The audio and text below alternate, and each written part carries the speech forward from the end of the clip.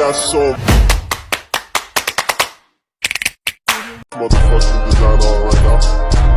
Bring it down, bring it down, make it clap, make it clap, Satu, Raden Ajeng Kartini lahir pada tanggal 21 April tahun 1879 di kota Jepara, Jawa Tengah. Ia anak salah seorang bangsawan yang masih sangat taat pada adat istiadat. Setelah lulus dari sekolah dasar, ia tidak diperbolehkan melanjutkan sekolah ke tingkat yang lebih tinggi oleh orang tuanya. Kartini kecil sangat sedih dengan hal tersebut. Ia ingin melawan tetapi tidak berani karena takut dianggap anak durhaka. Dia kamar. Kartini berpikir di dalam kamar, mengingat kata ayahnya yang melarangnya untuk bersekolah lagi karena menurut adat istiadat wanita seumuran sudah dibingit. Kartini sedih, kesal, dan masih ingin bersekolah lagi untuk menambah pengetahuan dan teman. Ruang tamu.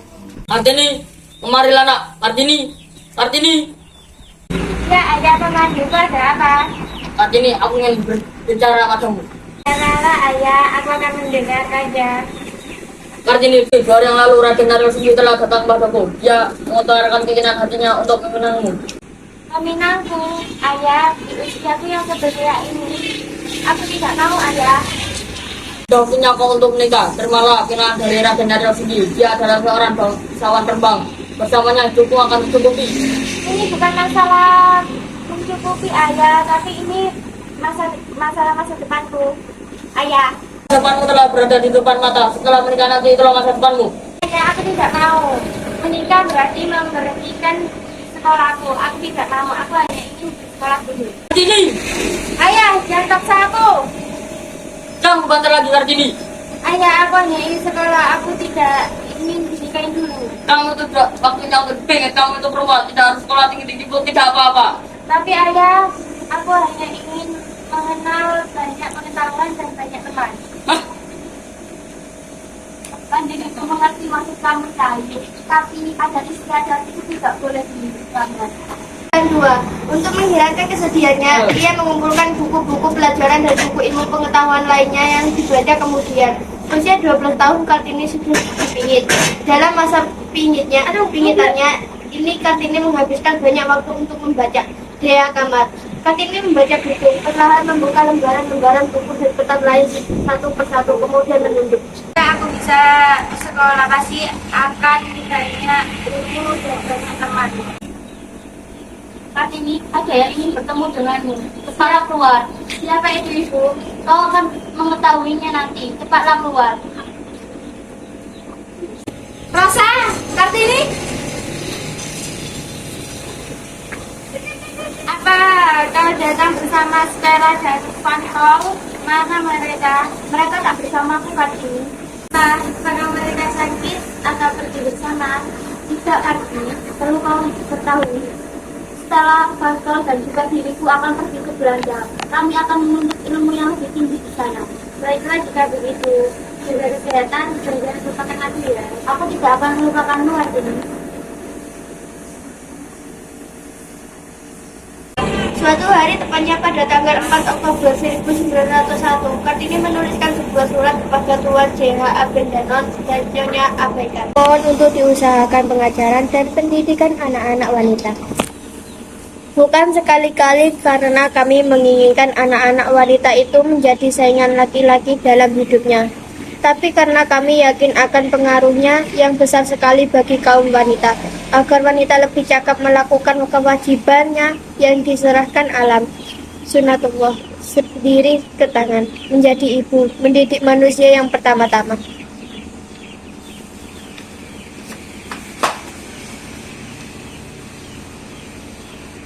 Semoga Tuan Abendanon dan Nyonya Abaikan senang menerima surat ini.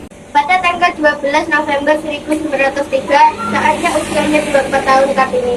Kemudian dinikahkan dengan Bupati Rembang KNF Adipati Aryo Singgi Jojo Adiningrat. Keinginan Kartini terus memperjuangkan pendidikan untuk kaum wanita tidak berhenti sampai di situ. Karena Kartini meminta izin pada suaminya untuk membuka sekolah bagi kaum wanita, dan suaminya pun mendukung. Mas, aku ingin berbicara denganmu. Apa yang kau ini katakan kali ini, katakanlah. Kalau aku buat sekolah wanita di sini menurut Mas Mene. Ya wis ra apa-apa, itu keinginan bagus. Terima kasih. Ini tertarik pada perkembangan pemikiran wanita Eropa atau Belanda yang saat itu masih menjajah Indonesia. Timbul keinginannya untuk memajukan wanita Indonesia. Wanita tidak hanya di dapur, tetapi juga harus mempunyai ilmu. Ia mulai mengumpulkan teman-teman wanitanya untuk mengajar menulis dan ilmu pengetahuan lainnya. Sudah Mbak Yu, terima kasih. Iya, sama-sama Fabia pimpin doanya.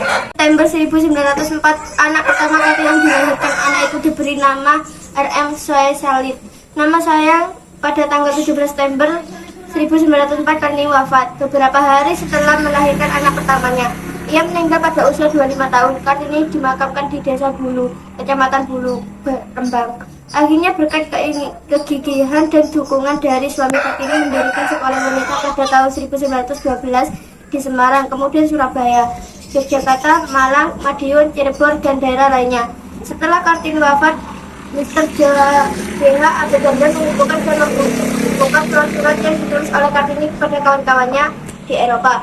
Buku itu diberi judul Do Duisternis Tot Licht, yang artinya harfiahnya dari kegelapan menuju cahaya.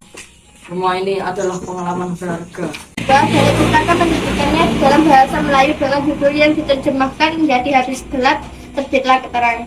Walaupun Kartini sudah meninggal, namun perjuangannya untuk kaum wanita akan terus berlanjut. Kartini lah yang membuat terjadinya perubahan pada kaum wanita saat ini. Emansipasi wanita telah terjadi. Perjuangan selanjutnya akan dilanjutkan oleh seluruh wanita Indonesia selanjutnya.